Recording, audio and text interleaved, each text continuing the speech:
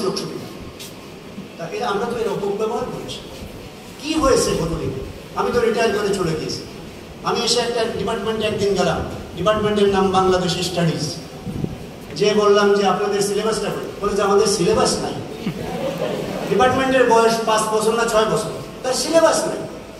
কারা এর দায়িত্বে ছিলেন আমি জানি না। 5 বছর লাগে একটা ডিপার্টমেন্টের সিলেবাস বানাতে।